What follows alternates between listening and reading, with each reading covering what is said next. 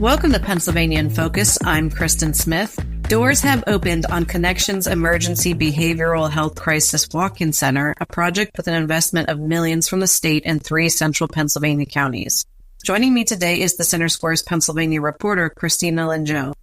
Christina, what is a walk-in crisis center and what makes it different from ways that patients with mental health episodes are typically treated? A crisis center like this one, people experiencing a behavioral health crisis or like a mental health or substance abuse emergency can call in and talk to someone. And oftentimes that's all that really needs to happen. That's why nationally you have 988 to call if you're having any kind of mental health crisis, because suicide specifically is an issue that can be interrupted oftentimes because it's a very impulsive act oftentimes. So just having someone to pick up the phone and interrupt that process can be really essential. And sometimes just the phone call into that crisis center is enough to get the ball rolling and get people into a safe space to start making better long-term plans. Then if that's not sufficient, there is a mobile unit that Connections can send out to people to respond to a crisis. And also if people are physically able, they can walk into the center and just show up there anytime, 24/7, 365. So there they can go talk to professionals. They can eat something, clean themselves up if they need to, and they just have time to take a breath and make a plan. That's very different from 911 calls, which can lead to involvement with the police.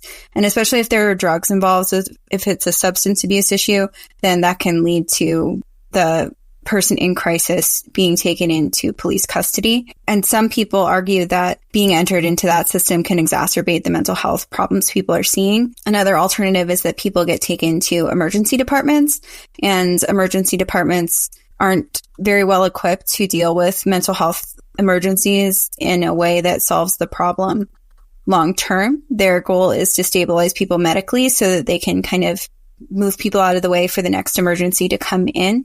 So it's very different in that respect, because walking into a mental health crisis center, that's their sole focus, and they're able to evaluate you and they're thinking about a long-term plan. What about this approach could create better outcomes for patients? So the professionals who are working in a crisis center like this are there to evaluate patients. Well, first of all, they're there to stabilize them and get them into a space where they can start to plan ahead. And then once they've done an evaluation, they can create a long-term plan. And they can also directly spend the time to connect them with the organizations and services that could benefit them. So when you're dealing with first response teams, their goal is to get you through the emergency part. And then they need to get back out there because they're needed for other emergencies. So in this case, people have the bandwidth and the connections that they need to say, I'm not just going to tell you that this service exists, but I'm going to call them and I'm going to sit here with you while you make arrangements with them. And then I'm going to follow up with you in the future about whether or not things are going well. What other states have opened crisis walk-in centers? They exist in a lot of states. The Substance Abuse and Mental Health Services Administration has adopted the model that was created by the doctors who started Connections specifically. They started out in Arizona and have centers in Virginia, Washington, and Montana. Then you may hear about residential programs that take walk-ins, which is more what you think about when you hear someone entering rehab or a residential mental health facility. And the difference there is just that those are long-term and they typically require insurance and can be quite costly. This center is different because the longest you can stay there is 23 hours and 59 minutes exactly. And there are no beds, so it isn't residential. It may turn out that through your experience there, you figure out that maybe what would be best for you would be a long-term residential facility, but that's not what they're there to do. That's who they're there to connect you with, if that makes sense for your particular situation. So that's different from a lot of the crisis centers that we see that are actually more of a long-term care program. Another difference between this and a lot of crisis centers is that Connections does not require you to have insurance and will work with you regardless of what your financial situation is.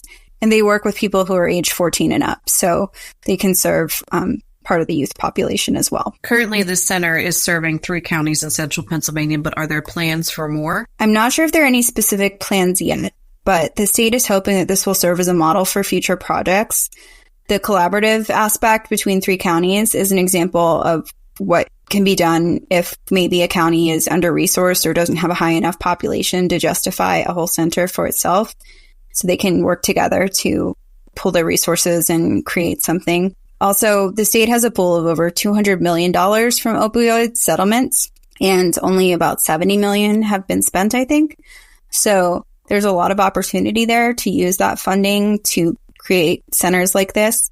And those solutions can satisfy 2 different demands. You have people who are pulling for more community-based, people-centered, trauma-informed resources who are saying they want to see a reduction in police involvement with mental health emergencies because of the risk it poses to the person in crisis. And that's not something anyone wants to see. No one wants to see someone get hurt, including the police, in that situation. Then from the other side, you have people who are saying the police and other first responders need more resources and more support, and that they're stretched too thin. So creating an alternative that doesn't rely on emergency responders helps to address both of these issues. Christina, thanks for joining us today. Listeners can keep up with this story and more at thecentersquare.com.